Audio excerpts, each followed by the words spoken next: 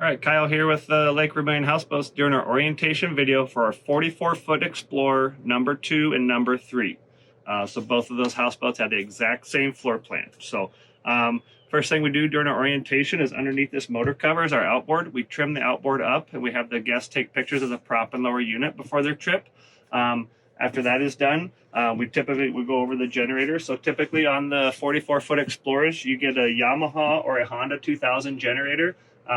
Our staff will go over how to operate the generator with you, but the main thing we tell our guests, so these cords that come out of the back of the houseboat need to stay plugged into the generator. And when the generator is running, that is what is feeding power to the outlets inside the cabin of the houseboat. So if you're trying to use the outlets for your electrical needs, charging a cell phone, running a fan, anything, the generator has to run. That's what feeds the outlets to the interior of the cabin. Also on the back deck is we have there's a 5-gallon gas jug back here. That is for the generator, so that you have plenty of operation with the generator. And I did forget to mention, also when the generator is running, it's charging our deep cycle batteries. Our deep cycle batteries power your overhead lights, they power the water pressure pump, and they power the thermostat on the refrigerator. So to basically keep a functioning houseboat, running water, working lights, running refrigerator, we need to keep those batteries charged up. And when the generator is running, is charging those batteries. So we tell our guests we want them to run the generator a minimum of 3 hours a day continuously. They can run it longer, but that's the minimum daily requirement to keep your batteries charged up so that everything stays functioning. That is the responsibility of the guests to make sure that they keep those batteries charged up and the houseboat running. Also on the back deck is we have our propane tanks. The propane for propane usage, the thermostat on, the condensers on the refrigerator, the water heater, and the heater inside the cabin of the houseboat are what, as well as the stove and the oven, of course. That's what you use your propane for. So if you're here during our warmer months, the 2 tanks that we supply with the houseboat is plenty of propane to power, for your refrigerator, stove and oven, and for the water heater. If you are here during our cooler seasons and you are using your heater, especially if you're using it daily, you do need to keep tabs of your propane tanks. We don't want you to run out of propane. So you need to make sure that if you're getting low on propane, that you need to give us plenty of heads up so we can get more propane out to you, so that basically you don't run out of heat during your stay if that's what you need. Also on the back deck we have a big trash barrel for your trash needs, and we'll start going inside the cabin here. All right, here we are in the back of the inside cabin of the houseboat. So this is the back bedding area in the houseboat.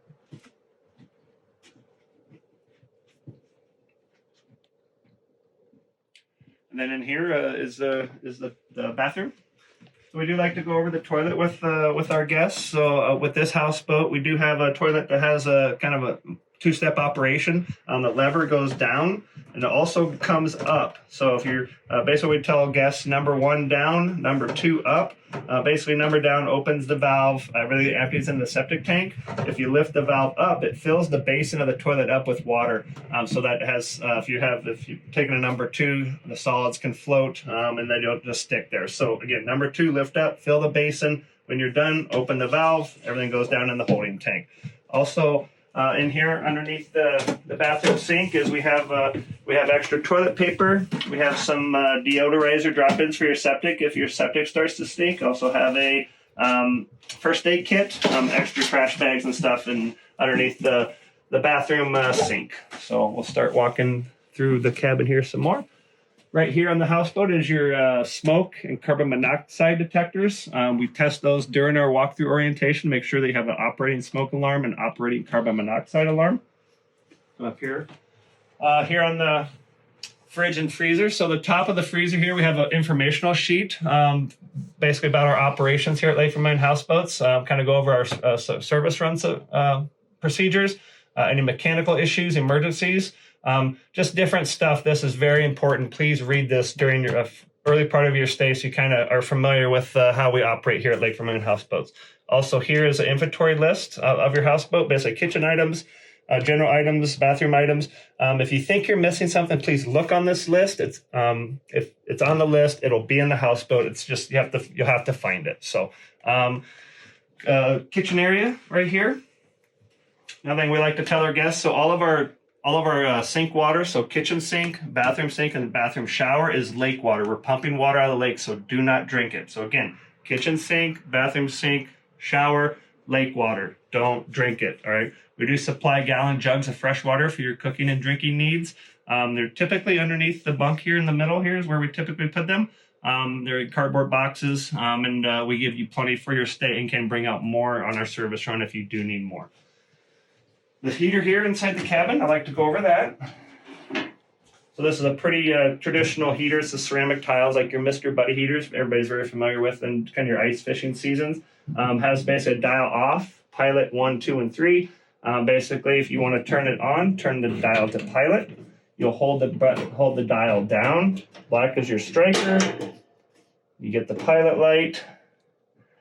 Hold it in for maybe 10 seconds, and once you release it, you can turn the dial to 1, 2, or 3. So there are 3 tiles in there. So of course 3 would be is high. You're burning all 3 tiles. 2 would be 2. 1 would be, so 3 is high, 1 is low, and then again, just make sure it's off if you're done using it. And again, if you are using your heater on a daily basis, please keep tabs of your propane tanks.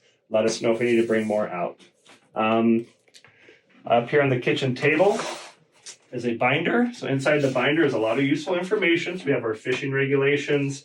We have kind of an introduction to Lake Vermilion houseboats, some different activities and food vendors on the lake, and a lot of information on all of our mooring sites. So very useful while you're cruising around.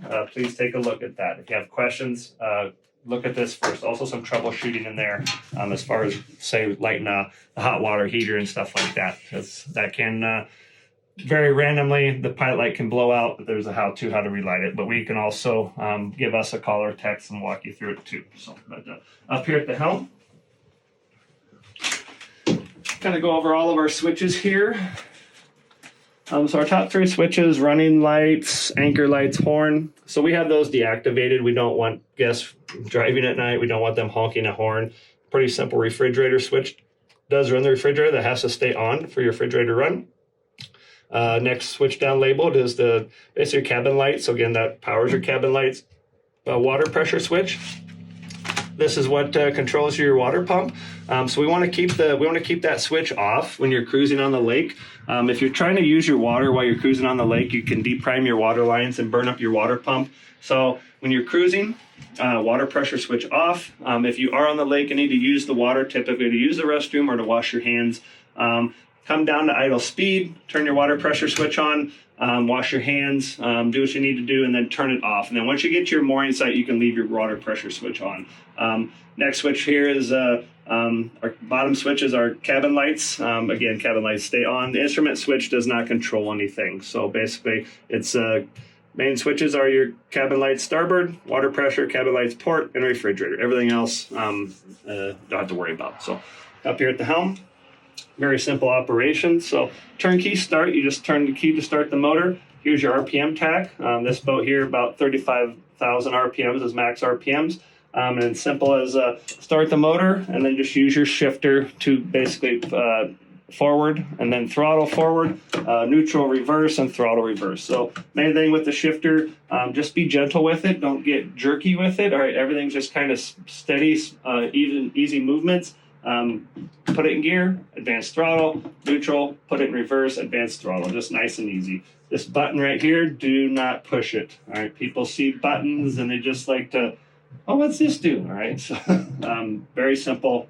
Start the end motor, forward, neutral, reverse. So up here is our Humminbird GPS with our paper map. Is our how you navigate Lake Vermilion and find your mooring sites. We do have a separate orientation video just strictly with our Humminbird GPS and our paper map to navigate the lake and to find your mooring sites.